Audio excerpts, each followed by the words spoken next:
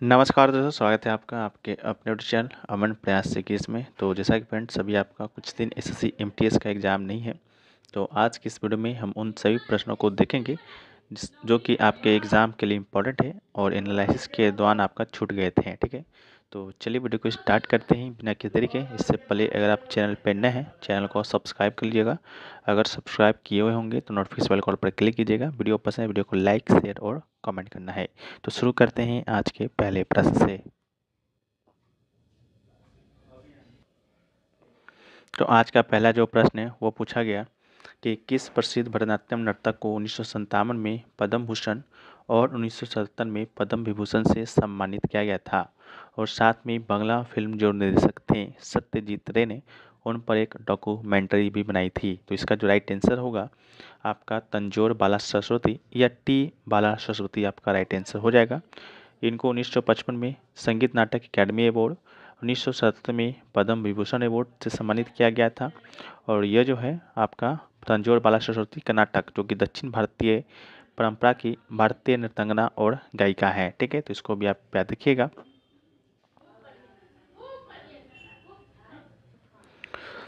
Video में आगे बढ़ते हैं, लेकिन उससे पहले बात कर लेते हैं टेक्स्ट बुक पर चल रहे फ्यूचर ऑफिसर सेल के बारे में। अगर इस सेल के दौरान अगर आप इनका ईयरली का text book pass pro purchase करते हैं तो आपको मात्र और मात्र 615 रुपये में जो है ये आपको मिलने वाला है।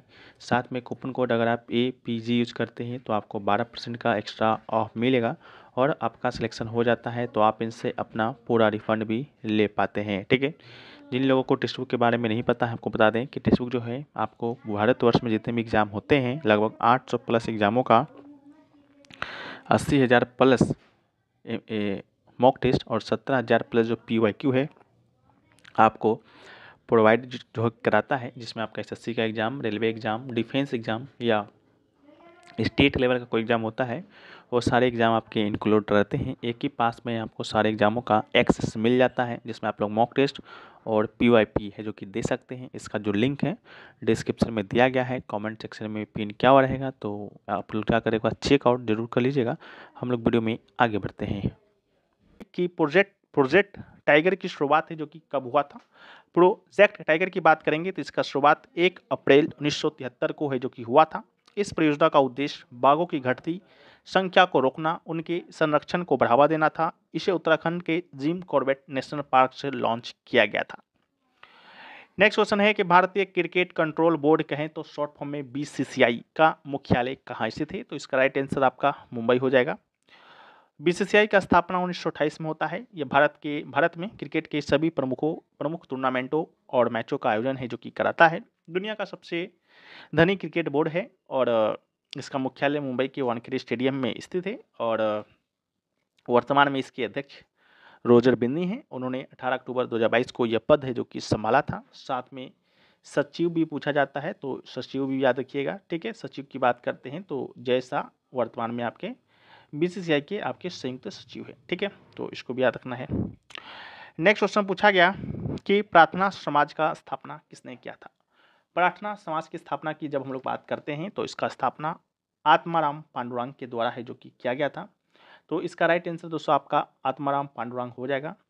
आत्माराम पांडुरंग ने महादेव गोविंद रनाडे, इसके अलावा आपका RG भंडाकर के साथ मिलकर है जो कि किया था 31 मार्च 1867 को। इसके अलावा ब्रह्म समाज की जब हम लोग बात करते हैं तो ब्रह्म समाज का स्थापना आपका 1828 में होता है राजा राम मोहन राय जी के द्वारा। इसका उद्देश्य समाज में व्याप्त कुरीतियों को दूर करना था, एकेश्वरवाद को बढ़ाना था। इसके अलावा आर्य समाज की बात करते हैं तो आर्य समाज का स्थापना 1875 में स्वामी दयानंद सरस्वती के द्वारा होता है। यह समाज वेदों की महत्ता को पुनः स्थापित करने, मूर्ति पूजा, अंधविश्वास और जातिगत भेदभाव के विरोध करने के लिए जाना जाता है। अगला है आपका सत्य शोधक समाज। सत्य शोधक समाज की बात करते हैं तो 1873 में इसकी स्थापना महात्मा ज्योतिबा फुले के द्वारा किया जाता है। इसका उद्देश्य दलितों और पिछड़े वर्गों के अधिकारों का रक्षा करना था। नेक्स्ट क्वेश्चन है कि भारत का पहला गोल्फ कहाँ पर स्थित है, गोल्फ क्लब कहाँ पर स्थित है। ठीक है, तो भारत का पहला जो गोल्फ क्लब है वो दोस्तों आपका कलकत्ता में स्थित है। तो इसका राइट आंसर कलकत्ता होगा। और भारत का पहला golf club royal Calcutta golf club है, जिसकी स्थापना 1829 में हुआ था। ये क्लब कोलकाता में स्थित है। इसे ग्रेट ब्रिटेन के बाहर स्थापित पहला गोल्फ क्लब माना जाता है। नेक्स्ट क्वेश्चन पूछा गया कि विश्व मोहन भट्ट को 1994 में डैश से सम्मानित किया गया था। तो विश्व मोहन भट्ट को डैश 1994 में आपका ग्रैमी अवार्ड है जो कि दिया गया था। पंडित विश्व मोहन भट्ट एक प्रसिद्ध भारतीय संगीतकार, जिन्हें उनके अनूठे वाद्य यंत्र मोहन बीना के लिए जाना जाता है। मोहन बीना के आविष्कारक भी नहीं जाना जाता है, और 1994 में उन्हें ग्रैमी अवार्ड से सम्मानित किया गया था, जो उनके और अमेरिकी गिटार वादक राय कूडर के album a meeting by the river के लिए था। साथ में इनको पद्म भूषण भी दिया गया 2002 में। भारत सरकार के द्वारा संगीत नाटक अकादमी अवार्ड भी दिया गया 1998 में। नेक्स्ट आपका है उपजाऊ मिट्टी के लिए सबसे अच्छी काली मिट्टी किस पठार पर पाई जाती है। तो इसका राइट आंसर आपका दक्कन का पठार होगा। उपजाऊ काली मिट्टी, जिसे कि हम लोग रेगुड़ मिट्टी के नाम से भी जानते हैं, दक्कन पठार पर यह पाई जाती है। यह मिट्टी कपास की खेती के लिए विशेष रूप से आपका उपयुक्त है, और इसे जल धारण करने की उच्च क्षमता होती है।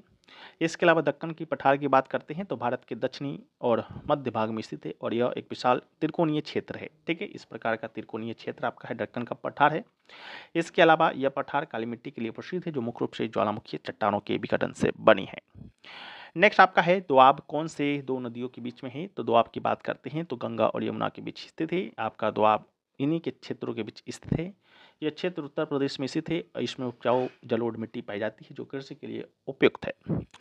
नेक्स्ट आपका है विद्युत प्रवाह दर क्या होती है। तो विद्युत प्रवाह दर की बात करते हैं तो ये दोस्तों आपका पॉजिटिव टू नेगेटिव होता है। विद्युत प्रवाह दर यानी कि इलेक्ट्रिक करंट फ्लो पारंपरिक रूप से धनात्मक यानी पॉजिटिव से ऋणात्मक यानी नेगेटिव दिशा में मानी जाती है। विद्युत प्रवाह को एम्पियर में मापा जाता है। संक्षेप में हम ए से लिखते हैं, और इसे मापने के लिए एमीटर का उपयोग किया जाता है। नेक्स्ट है जीएसटी के लिए जो कमेटी आपका बना उसका नाम क्या था। तो जीएसटी के लिए जो कमेटी आपका बना था उसका नाम था विजय केलकर समिति। ठीक है, जीएसटी जिसका फुल फॉर्म होता है वस्तु एवं सेवा कर के लिए जो कमेटी बनी उसे विजय केलकर समिति कहा जाता है। इस समिति का गठन 2003 में किया गया था, जिसका उद्देश्य भारत में अप्रत्यक्ष कर प्रणाली में सुधार के लिए सिफारिश करना था। जीएसटी भी आपका एक अप्रत्यक्ष कर ही है, जिसको 1 जुलाई 2017 को तत्कालीन वित्त मंत्री अरुण जेटली जी के द्वारा है जो कि शुरू किया गया था, और यह भारत की सबसे बड़ी कर सुधारों में से एक माना जाता है। नेक्स्ट आपका है टेबल टेनिस गेंद का वजन कितना होता है। टेबल टेनिस गेंद के वजन की बात करते हैं तो 2.5 से लेकर 2.7 ग्राम तक का होता है। ठीक है, इसके बीच का ही होता है, ये आपका ऑप्शन में दिया गया था। यहाँ प्रमुख खेलों के गेंदों को वजन हम लोग देखें तो क्रिकेट में जो गेंद होता है उसका वजन 155.9 ग्राम से लेकर 163 ग्राम के बीच होता है। फुटबॉल के गेंद का वजन 410 ग्राम से 450 ग्राम के बीच होता है। बास्केटबॉल गेंद का वजन 567 ग्राम से 650 ग्राम के बीच। टेनिस का जो गेंद का वजन होता है 56 ग्राम से आपका 59.4 ग्राम बीच। हॉकी का गेंद का वजन 156 से 163। गोल्फ की गेंद का वजन आपका 45.93 ग्राम से अधिक नहीं होना चाहिए। नेक्स्ट आपका है भारत का पहला हाई कोर्ट कौन सा है। तो भारत का पहला हाई कोर्ट है आपका कलकत्ता उच्च न्यायालय। ठीक है, भारत का पहला हाई कोर्ट आपका कलकत्ता उच्च न्यायालय है। इसका स्थापना 1862 में किया गया था। यह पश्चिम बंगाल राज्य और अंडमान निकोबार द्वीप समूह केंद्र शासित प्रदेश के अधिकार क्षेत्र रखता है। वर्तमान में आपका 25 हाई कोर्ट है। इनमें से 6 हाई कोर्ट एक से अधिक राज्य या केंद्र शासित प्रदेश पर अधिकार क्षेत्र रखते हैं, जैसा कि बम्बे हाई कोर्ट है, ये आपका महाराष्ट्र, गोवा, दादरा नगर हवेली, दमन और दीव पर अधिकार क्षेत्र रखता है। कलकत्ता हाई कोर्ट पश्चिम बंगाल, अंडमान निकोबार द्वीप समूह पर अधिकार रखता है।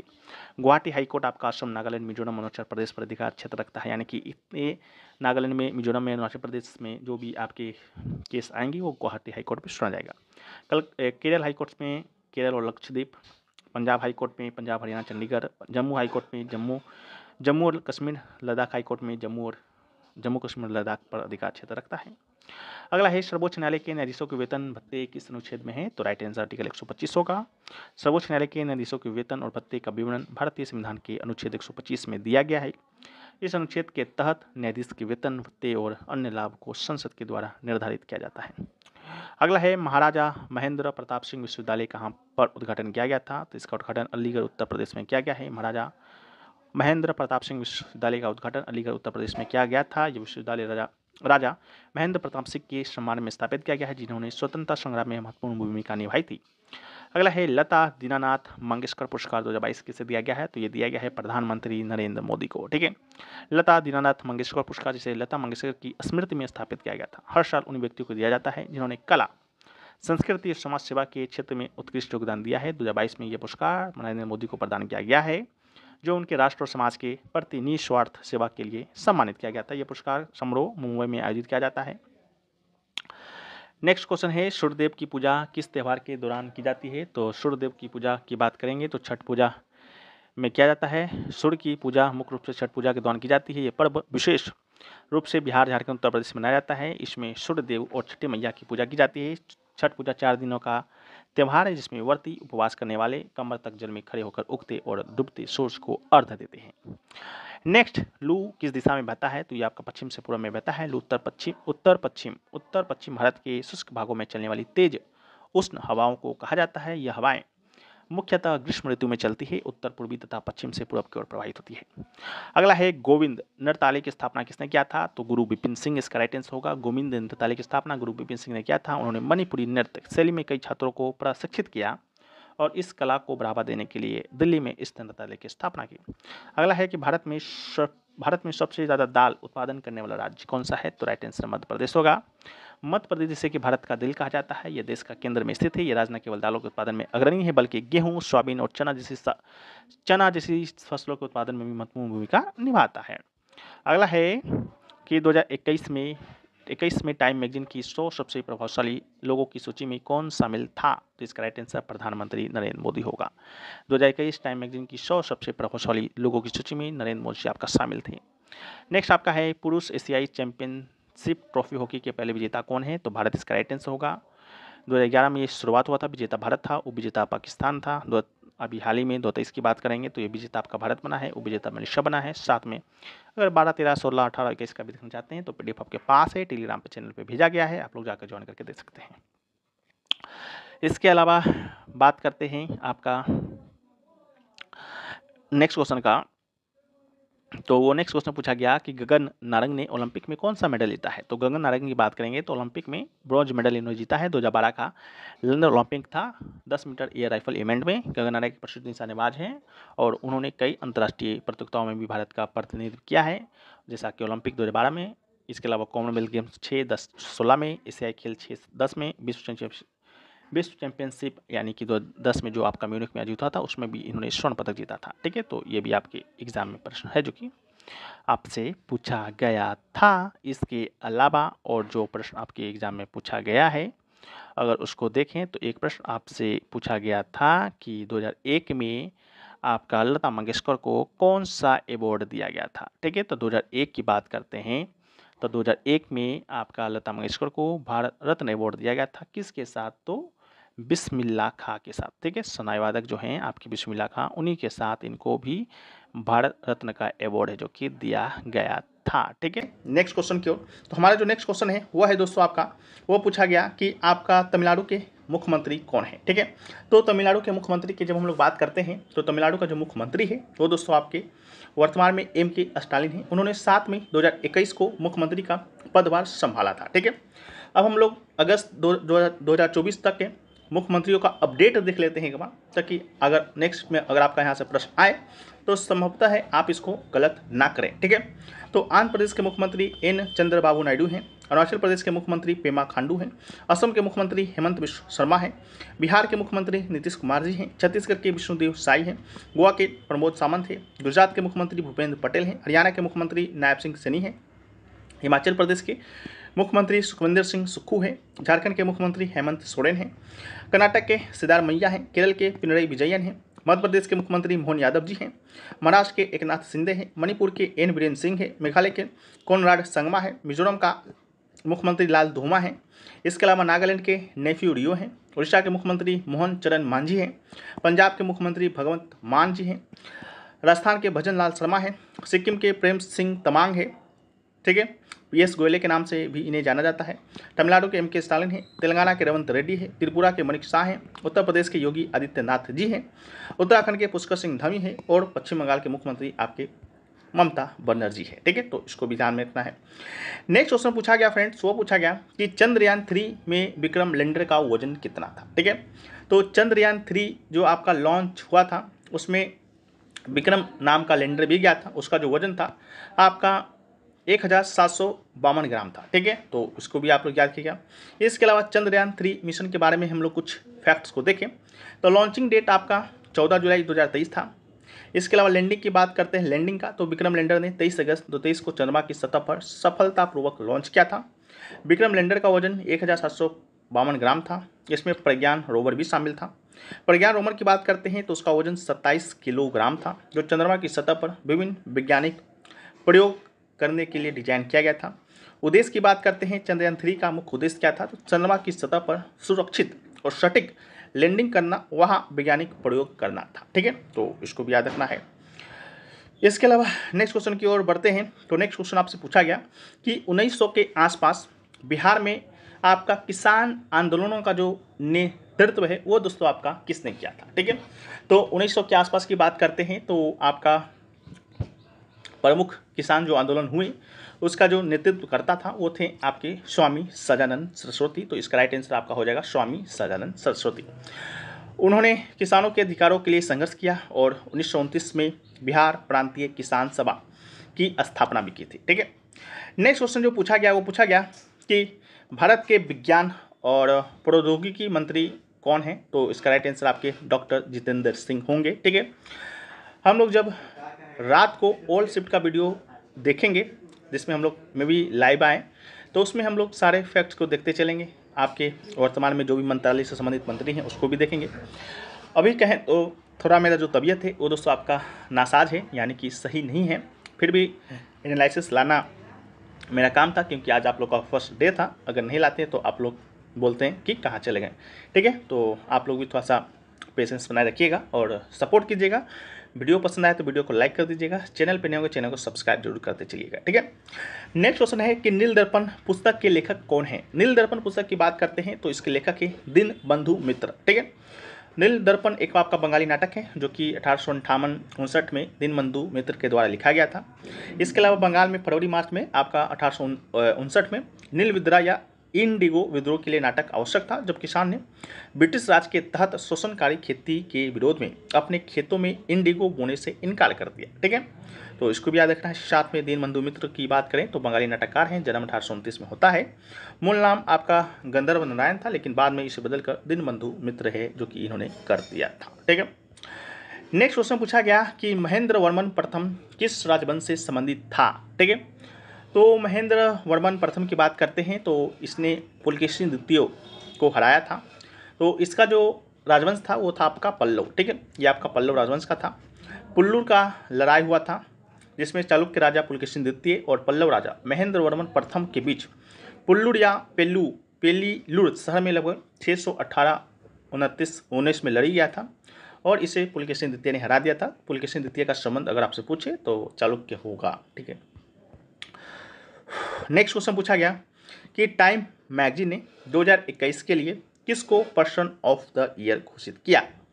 तो टाइम मैगजीन की बात करते हैं तो 2021 में पर्सन ऑफ द ईयर घोषित किया था एलन मस्क को। तो इसका राइट आंसर आपका एलन मस्क होगा। ठीक है, तो टाइम मैगजीन ने 2021 के लिए एलन मस्क को पर्सन ऑफ द ईयर घोषित किया था। एलन मस्क की बात करते हैं तो टेस्ला और स्पेस एक्स के CEO हैं और उन्होंने ये सम्मान उनकी तकनीकी और व्यावसायिक उपलब्धियों के लिए दिया गया। नेक्स्ट क्वेश्चन पूछा गया तवा नदी किसकी सहायक नदी है। ठीक है, तो तवा नदी की बात करते हैं तो जो तवा नदी है वो दोस्तों आपका नर्मदा की सहायक नदी है। तो इसका राइट आंसर आपका नर्मदा नदी हो जाएगा। ठीक है, नर्मदा नदी की बात करते हैं तो मध्य भारत ये आपका निकलती कहाँ है से है तो सतपुरा श्रेणी से निकलता है और पश्चिम की ओर बहते हुए होशंगाबाद जिले में नर्मदा में मिल जाती है। और नर्मदा नदी की और एक खास बात की बात करें तो शब नदी आपका पूर्व की ओर बहता है लेकिन ये नदी आपका पश्चिम की ओर बहता है, नर्मदा और ताप्ती। ठीक है, दोनों ये नदियाँ, तो इसको भी याद रखना है। नेक्स्ट क्वेश्चन जो पूछा गया फ्रेंड्स वो पूछा गया कि भारत के संविधान का कौन सा अनुच्छेद सर्वोच्च न्यायालय को रिट जारी करने का अधिकार देता है। यहाँ पर अगर आपका सर्वोच्च न्यायालय ना भी होगा तो हो सकता है आपका यहाँ पर उच्च न्यायालय होगा। उच्च न्यायालय कहें तो आपका हाई कोर्ट होगा। ठीक है, तो अगर आपका हाई कोर्ट होगा तो उच्च न्यायालय होगा तो इसका राइट आंसर 226 होगा। अगर आपका सर्वोच्च न्यायालय होगा तो इसका राइट आंसर 32 होगा। ठीक है, तो इसमें कोई भी लोड लेने का जरूरत नहीं है। सर्वोच्च न्यायालय के तहत अनुच्छेद 32 के तहत आपका रिट जारी करता है, वहीं पर उच्च न्यायालय अनुच्छेद 226 के तहत। 5 प्रकार के रेट हैं। बंदे प्रत्यक्षीकरण है, परमादेश है, प्रतिषेध है, उत्प्रेषण है और अधिकार परीक्षा है। ठीक है, ये 5 प्रकार का रेट है जो कि जारी कर सकता है सर्वोच्च न्यायालय और कौन, उच्च न्यायालय। ठीक है, नेक्स्ट क्वेश्चन जो पूछा गया सुदर्शन झील के बारे में पूछा गया था। मे भी हो सकता है आपसे ये पूछा गया हो कि सुदर्शन झील आपका कहाँ स्थित है या सुदर्शन झील की मरम्मत से संबंधित कौन है। ठीक है, तो सुदर्शन झील की बात करते हैं तो पहली बात ये स्थित कहाँ पर है, तो गुजरात के गिरनार में स्थित है। इसका निर्माण की बात करते हैं तो इसका निर्माण चंद्रगुप्त मौर्य के शासन के काल में हुआ था। झील का निर्माण खेतों में सिंचाई आदि की सुविधा के लिए किया गया था। लेकिन एक आपका रुद्रदामन था जिन्होंने इसका मरम्मत है जो कि आपका करवाया था, कहें तो जीर्णोद्धार करवाया था। ठीक है, यह आपका मरम्मत 150 ईस्वी के आसपास इसने कराया था। ठीक है, तो ये आपसे शायद यही पूछा गया होगा कि सुदर्शन झील का मरम्मत किसने करवाया था, तो रुद्रदामन प्रथम ने कराया था। रुद्रदामन प्रथम की जब हम लोग बात करते हैं तो रुद्रदामन जो प्रथम है वो दोस्तों आपका शक राजवंश से संबंधित है। ठीक है, अगर आपसे पूछ दिया जाए ये कौन से राजवंश से संबंधित है तो शक राजवंश से संबंधित है। इसके अलावा इसने 130 से लेकर 150 ईस्वी तक के काल में शासन किया था। उसका क्षेत्र गुजरात, महाराष्ट्र, राजस्थान, मध्य प्रदेश के हिस्सों पर शासन करता है। रुद्रदामन ने सुदर्शन झील की मरम्मत कराई थी जो एक महत्वपूर्ण जलाशय था। रुद्रदामन ने संस्कृत भाषा में शिलालेख भी लिखवाए थे जो कि उस समय की एक उपलब्धि भी थी और साथ में सातवाहनों के साथ युद्ध किया था और उन्हें पराजित भी किया था। ठीक है, तो इसको भी याद रखना है। अगला क्वेश्चन पूछा गया लठमार होली कहाँ मनाई जाती है, तो लठमार होली की बात करते हैं तो ये बरसाना और नंदगांव में मनाया जाता है। ये दोनों गांव आपका उत्तर प्रदेश में है। ठीक है, हो सकता है शायद आपके ऑप्शन में मेरठ दिया गया हो। ठीक है, तो वो भी राइट आंसर हो सकता है। ठीक है, इससे बरसाना और नंदगांव हैं जहाँ पर लठमार होली है जो कि मनाया जाता है और ये दोनों गांव आपका उत्तर प्रदेश में स्थित है। लठमार होली हिंदू त्यौहार होली में मनाया जाने वाला एक उत्सव है। इसके अलावा इस त्यौहार के दौरान ब्रज मंडल के होली गीत शुद्ध ब्रज भाषा में गाए जाते हैं। नेक्स्ट क्वेश्चन जो हमारा है हुआ है कि आपका 1930 में भारत के स्वतंत्रता संग्राम के दौरान आयोजित हुआ था चट्टगांव शस्त्रागार छापामारी। ठीक है, यानी कि चिटगांव आर्मरी रेड के नेता या नेतृत्वकर्ता कौन था। ठीक है, तो इसका जो राइट आंसर है वो दोस्तों आपका सूर्य सेन होगा। ठीक है, चट्टगांव शस्त्रागार छापामारी की बात करते हैं तो 18 अप्रैल 1930 को हुआ था। इस छापामारी का उद्देश्य ब्रिटिश सरकार के शस्त्रागार पर कब्जा करना और रेलवे और संचार व्यवस्था को बाधित करना था ताकि ब्रिटिश शासन को कमजोर किया जा सके। इसके अलावा इसके नेतृत्वकर्ता में सूरसेन थे जिन्हें कि मास्टर दा के नाम से भी जाना जाता है और इस छापामारी के प्रमुख नेता थे। इसके अलावा अन्य प्रमुख क्रांतिकारी भी थे जैसे कि गणेश घोष, लोकीनाथ बाल, अंबिका चक्रवर्ती, प्रतिरता वडेडार, कल्पना दत्त और भी अन्य क्रांतिकारी इस अभियान में शामिल थे। ठीक है, इसके बाद इस छापामारी के खिलाफ भी इन्होंने अपना संघर्ष जारी रखा और 1933 में ये गिरफ्तार कर लिए गए और 12 जनवरी 1934 को इन्हें फांसी दे दिया गया था सूरसेन को। ठीक है, याद रखिएगा। अगला है कि अलाउद्दीन खिलजी ने दक्षिण भारत पर आक्रमण किस जगह से किया था। ठीक है, तो इसका राइट आंसर आपका देवगिरी हो जाएगा। अलाउद्दीन खिलजी ने दक्षिण भारत पर आक्रमण की शुरुआत देवगिरी जो कि वर्तमान में महाराष्ट्र में है वहाँ से किया था। इसके अलावा अलाउद्दीन खिलजी 1296 में दिल्ली की गद्दी पर बैठता है और 1294 में आपका बैठने से पहले ही आपका 1294 में देवगिरी पर पहला सफल आक्रमण करता है। ठीक है, इसके अलावा भी इन्होंने दक्षिण भारत के अन्य राज्यों पर भी आक्रमण किया था और अपने अधीन किया था। अलाउद्दीन खिलजी की बात करते हैं तो 1296 में शासक बना था और 1316 तक ये शासन रहा था। 1316 में ये आपका इनका मृत्यु हो जाता है। उसका असली नाम गुशराब था और ये खिलजी वंश का दूसरा सुल्तान था। उसने अपने पहले सुल्तान यानी कि चाचा जलालुद्दीन खिलजी की हत्या कर सत्ता हासिल की थी। नेक्स्ट आपका है अनुच्छेद 257 किससे संबंधित है, तो अनुच्छेद 257 की बात करते हैं तो संघ और राज्यों के बीच संबंधों से संबंधित है। यह अनुच्छेद संघ और राज्यों के बीच प्रशासनिक संबंधों को स्पष्ट करता है और इसमें निम्नलिखित बिंदुआ शामिल हैं जैसा कि संघ और राज्यों की कार्यों का समन्वय करता है, संघ के निर्देशों का पालन करता और संघीय कानून का कार्यान्वयन भी शामिल है। ठीक है, नेक्स्ट क्वेश्चन है कि गोविंद जी नृत्यालय की स्थापना किसने किया था, तो गोविंद जी नृत्यालय की स्थापना भारतीय नर्तक कोरियोग्राफर पंडित बिरजू महाराज ने किया था। यह नृत्यालय कथक नृत्य शैली के प्रशिक्षण और प्रसार के लिए समर्पित है और पंडित बिरजू महाराज ने संस्थान के माध्यम से कई प्रतिभाशाली नर्तकों को प्रशिक्षित किया और कथक को राष्ट्रीय और अंतर्राष्ट्रीय स्तर पर लोकप्रिय बनाया। एक क्वेश्चन पूछा गया कि एक पूर्वी जेट स्ट्रीम जिसे उप उष्णकटिबंधीय पूर्वी जेट स्ट्रीम कहा जाता है, गर्मियों के महीने के दौरान प्रायद्वीपीय भारत में लगभग डैश से अधिक में बहती है। तो इसका राइट आंसर 14 डिग्री नॉर्थ यानी कि उत्तर इसका राइट आंसर है। एक पूर्वी जेट स्ट्रीम जिसे उप उष्णकटिबंधीय पूर्वी जेट स्ट्रीम कहा जाता है, गर्मियों के महीने के दौरान लगभग 14 डिग्री नॉर्थ से अधिक प्रायद्वीपीय भारत में बहती है। ठीक है, इसके अलावा गर्मियों में उप उष्ण कटिबंधीय पश्चिमी जेट स्ट्रीम सूर्य की तरह गति के साथ हिमालय की उत्तर की ओर बढ़ती है। ठीक है, नेक्स्ट क्वेश्चन पूछा गया IUPAC नेम ऑफ टर्सरीब्यूटाइल अल्कोहल। ठीक है, इसका आपका IUPAC नेम पूछा गया था 2-मिथाइल-1 प्रोपेनॉल इसका राइट आंसर है। तृतीयक ब्यूटाइल अल्कोहल की संरचना की बात करेंगे तो हम इसको PDF में लगा देंगे। ठीक है, जब आपको ये टेलीग्राम पर मिलेगा। ठीक है, तो इसका IUPAC नेम पूछा गया था तो 2-मिथाइल-1 प्रोपेनॉल इसका राइट आंसर होगा। ठीक है, नेक्स्ट क्वेश्चन पूछा गया पीलिया जो है शरीर को किस अंग को प्रभावित करता है। तो इसका राइट आंसर आपका लीवर होगा। पीलिया जिसे कि जॉन्डिस के नाम से जाना जाता है, इक्कटरस के नाम से भी जाना जाता है। ठीक है, तो इसमें क्या होता है कि बिलिरुबिन का स्तर जो कि ऊंचा हो जाता है, उसके कारण त्वचा और आँख का सफ़ेद रंग पीला या हरा रंग का हो जाता है। ठीक है, नेक्स्ट क्वेश्चन पूछा गया वुमेन प्रीमियर लीग 2023 का पहला मैच कहाँ हुआ था। तो इसका राइट आंसर होगा DY पाटिल स्टेडियम मुंबई में हुआ था। यह BCCI के द्वारा आयोजित किया जाता है। महिला क्रिकेट के लिए एक महत्वपूर्ण कदम था। 2023 में कुल 5 टीमें थी, Mumbai Indians, Delhi capital, royal Challengers Bangalore, UP warrior और गुजरात जायंट्स। इसके अलावा उद्घाटन मैच पहला जो मैच था मुंबई इंडियंस और गुजरात जायंट्स के बीच खेला गया था।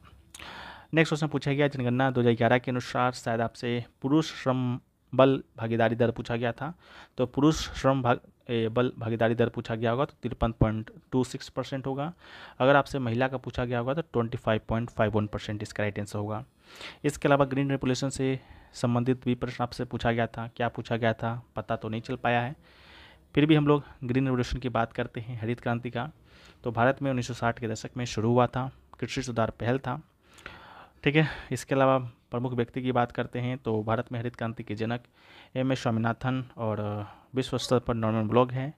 इसमें मुख्य फसल की बात करें तो गेहूं और चावल की उच्च उपज देने वाली किस्में HYB यानी कि हाई यील्ड वैरायटी का उपयोग किया गया था, जिससे इन फसलों के उत्पादन में उल्लेखनीय वृद्धि हुआ था।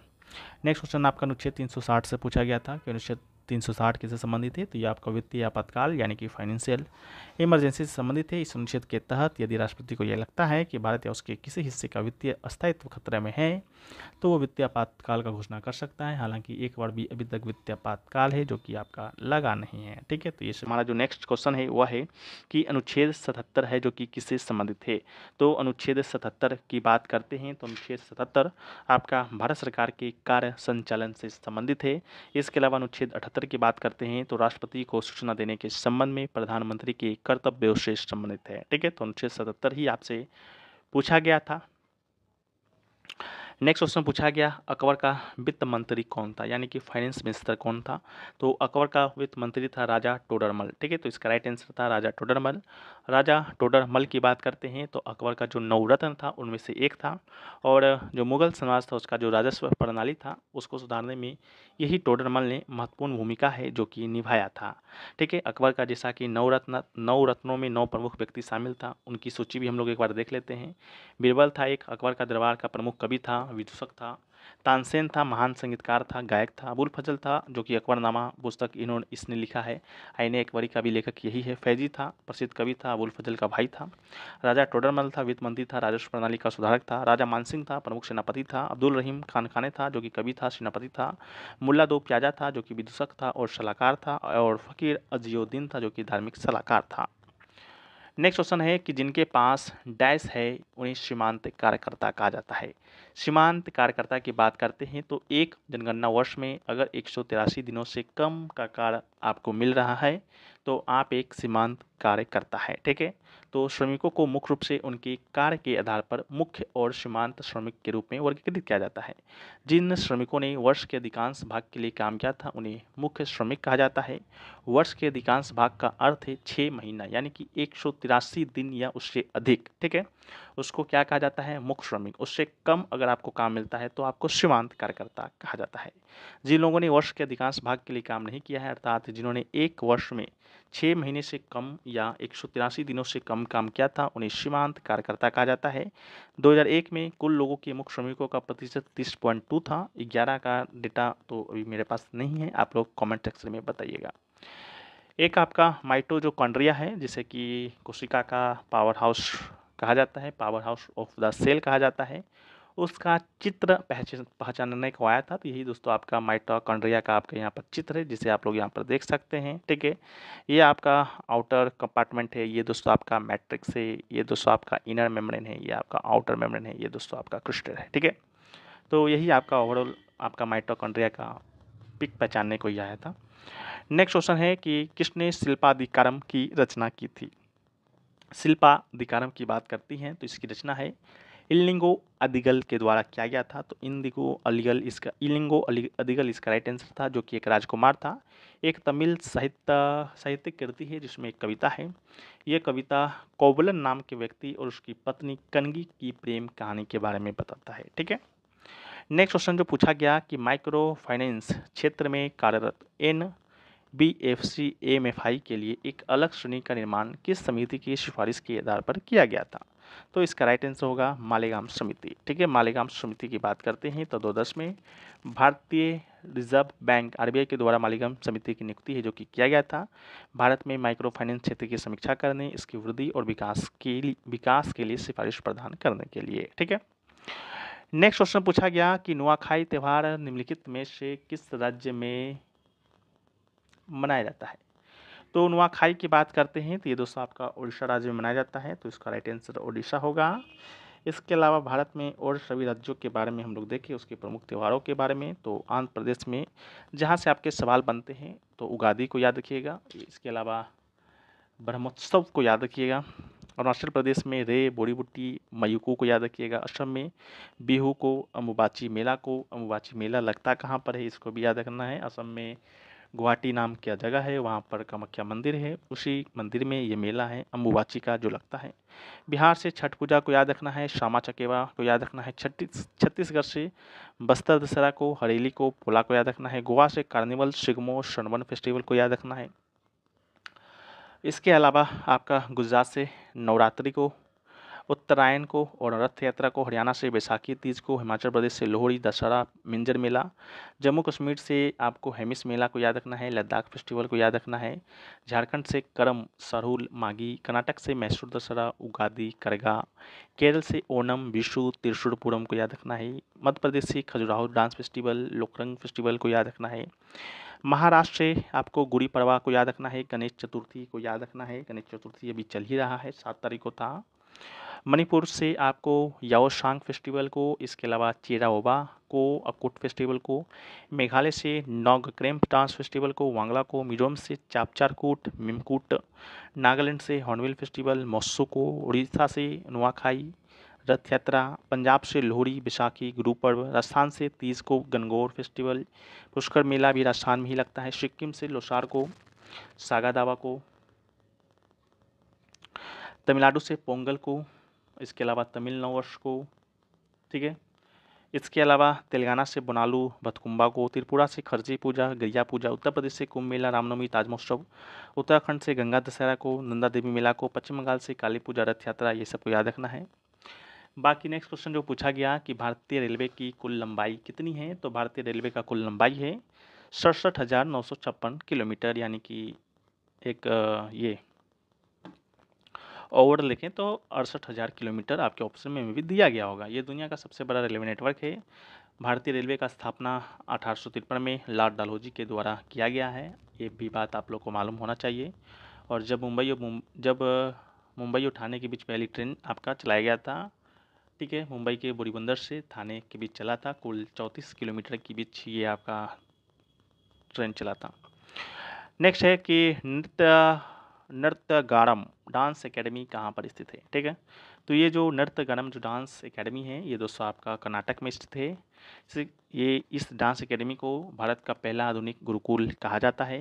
बेंगलुरु के पास हेसरघट्टा नामक गांव है, वहीं पर स्थित है। ये एकेडमी 1990 में प्रसिद्ध ओडिसी नर्तक पूर्णिमा गौरी के द्वारा स्थापित किया गया था। ये भारतीय शास्त्रीय नृत्य के विभिन्न शैलियों जैसे ओडिसी जो कि उड़ीसा का है, मोनियट्टम जो कि केरल का है, कथक जो कि उत्तर प्रदेश या कहें तो उत्तर भारत का है, भरतनाट्यम तमिलनाडु का है, कुचिपुड़ी आपका आंध्र प्रदेश का है, कथकली आपका केरल का है, मणिपुरी जो कि मणिपुर का है, उसकी शिक्षा दी जाती है। ठीक है, एक क्वेश्चन आपका प्रधानमंत्री आवास योजना से भी देखने को मिला था। ठीक है, आपसे में भी क्वेश्चन ये पूछा गया था कि इसका अनुपात पूछा गया था, इकाई सहायता जो होती है मैदानी क्षेत्रों में उसका लागत केंद्र और राज्य सरकार का अनुपात पूछा गया था। तो केंद्र सरकार का अनुपात 60 और राज्य सरकार का 40 है। ठीक है, इस योजना के तहत मैदानी क्षेत्रों में इकाई सहायता की लागत केंद्र और राज्य सरकार के बीच 60-40 के अनुपात में, पूर्वोत्तर राज्यों में जैसे हिमाचल प्रदेश, उत्तराखंड और जम्मू कश्मीर के लिए यही लागत आपका 90-10 का हो जाता है। ठीक है, तो 60-40 वाला ही पूछा गया था जो कि